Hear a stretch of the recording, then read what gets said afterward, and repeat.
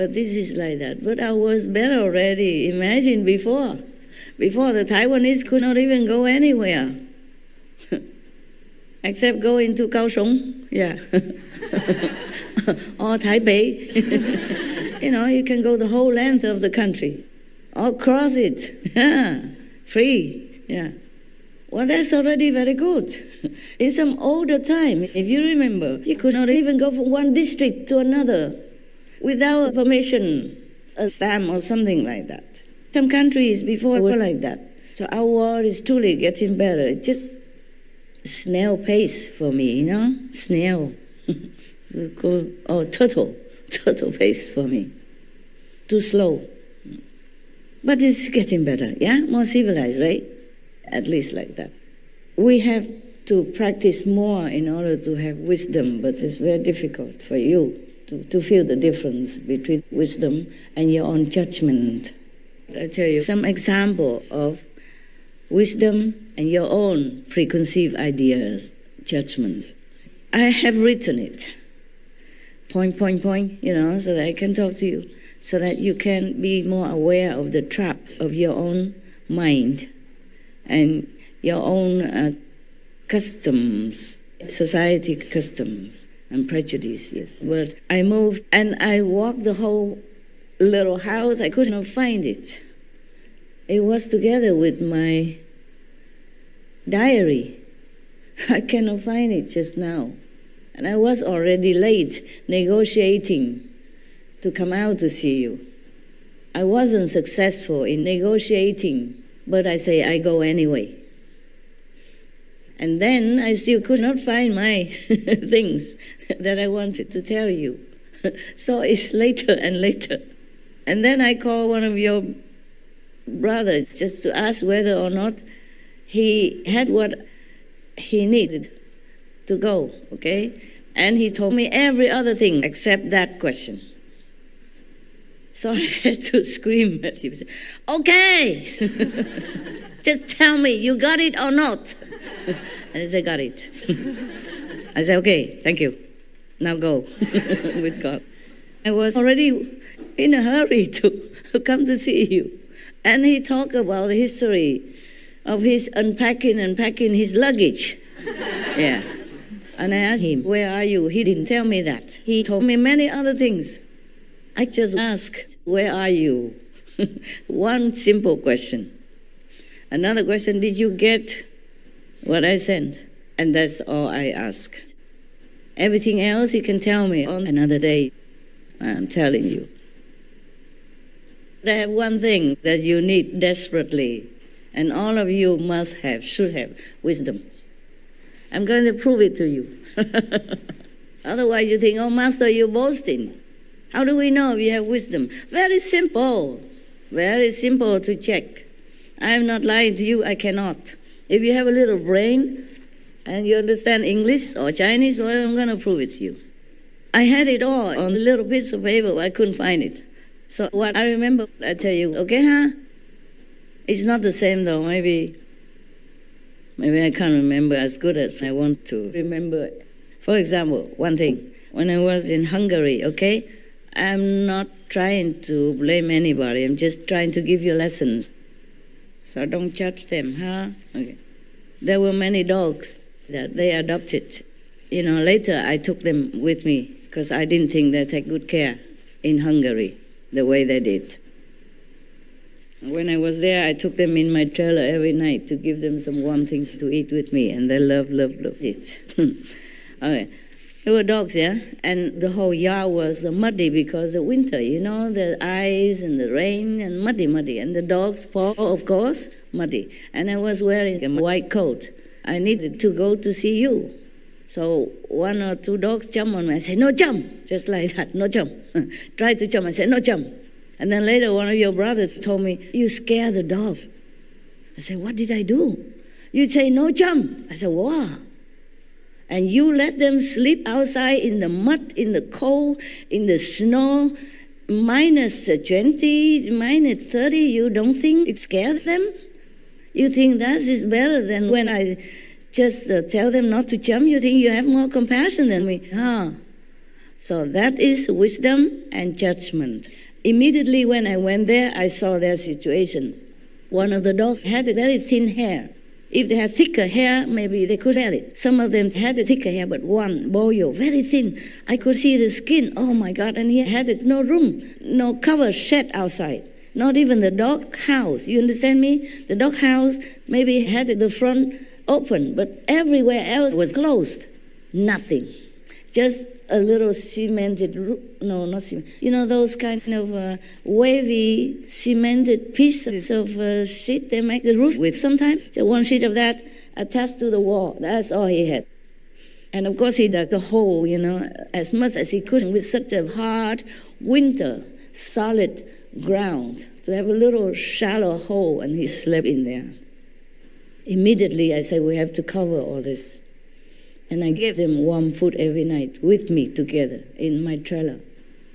That is real love, okay?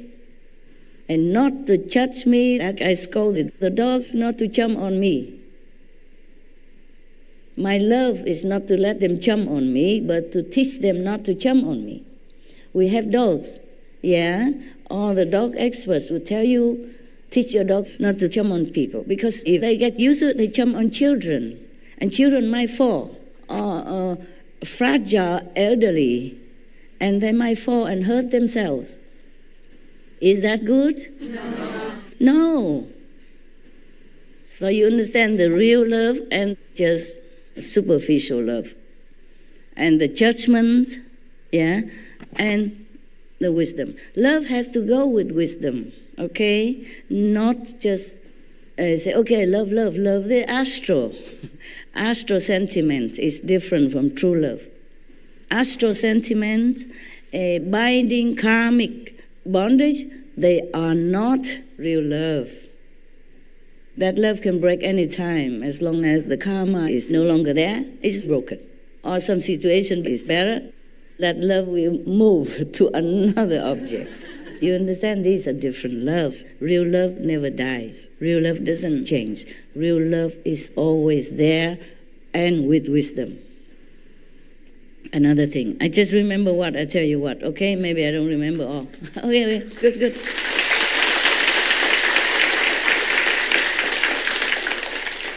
For example, okay, when I treated the Chinese from China to go eat with me, I chose the elderly. I told them to choose the elderly because I explained to them that older people have less chance to have that. Younger people will maybe not, but have more chance to come to see me than the elderly. Of course, maybe tomorrow they're sick, they don't feel well not to come, or they might pass away. And just to let them eat with me one time, that will make them remember forever. And that will boost their happiness in their old age, when children are not often visiting them anymore, when society doesn't feel the need for them anymore, when they just stay sometimes alone, cook for themselves, even when they're not well, they have to do everything for themselves. That will boost their happiness. That is good, not because I discriminate. And then the next day, it's not their turn anymore. It's going back to usual. Usual is that the Westerners, they sit here because we are a hospitable race of beings. We are Asians. We treat guests very, very nicely, cordially and truly with love, with welcomingness. So that's what we do. And then the brother thinks that he should bring all the older Chinese people to come here because Master did that. Hey, be a good guy, good police, bad police. And then I have to come. Either I have to move them or it's just a surprise. So of course I did not move them, but I was not very pleased because it's not a Chinese turn anymore. And he did that just to copy, just to show people that he's a good guy and make me become a bad guy if I have to move the Chinese away. The Chinese or Taiwanese look similar, okay? So if you take up all the best places and give our guests Even China or Vietnam or Cambodia, we are very near and we have shorter legs, so we can squeeze together. We're used to it. We like family ties. Even now, many families still stay together. Older people and children and grandchildren all stay together in the same house. They like family style. They like neighborly closeness. That's us, the Asians. But mostly the Westerners, their legs are long. You give them a little room so they sit in the front. They came farther than most of us. The Taiwanese, we are here. Understand? The Vietnamese, just the neighbor. And Asians all look the same. So we let the Westerners mostly have some privilege. And I told the kitchen to cook something nice for them to eat. Maybe a little different from what we, the Taiwanese or Chinese, or I eat normally. Because the Westerners, they don't have a chance to cook such a beautiful food for themselves. They don't know how. So we, as a host, good host, we give them the best. That's not because I look down upon the Chinese or the Vietnamese or the Taiwanese, but I want the Westerners to have the best as the guests. That is good for Taiwanese and Chinese as a whole, good for your reputation. They come from different countries in the West, America, Germany, Austria, you name it. They come from different countries. They go home, they tell their people, oh, you know the Chinese. Oh, they are just such fantastic people. That is good for your country or not? Yes. And you think you have to compete with me. You do your ego talk. And you don't do what has a deeper meaning. And you don't do what I teach you. That's not love. That's just showing off. Just copy. And cheap copy. Okay? And then if I go correct that brother in charge, then everybody will think, oh, master, you so discriminating. Yeah? You like the Westerners. You don't like us. It's not true at all. You have to look deeper inside of everything before you judge anybody, or even master. Everyone, all the Westerners, when they come home, they will spread your names, your reputation, they will love. And every country will welcome more Chinese. Because they don't know who is Chinese, who is Vietnamese, who is... On the first look, they don't know if it's Chinese or Korean. Even all the Asian people, Korean, Chinese, Taiwanese, Vietnamese, Burmese, Cambodia, Thailand, etc. I make you a good deal. That is if you think of business. If you want to think that way also. But what I thought was that the Westerners, they're so sincere. They came from such a long way to such a place. They have better countries. You understand? If you go to Europe, you see how it looks like. Everywhere looks so clean, tidy, beautiful. And they came to us. Huh?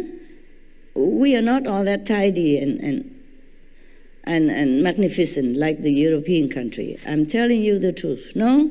Yes or no? Yes. Yeah, if you go to Europe, you know. It's a little bit more civilized. I'm sorry to offend you. At least from the outside, huh? The houses are beautiful.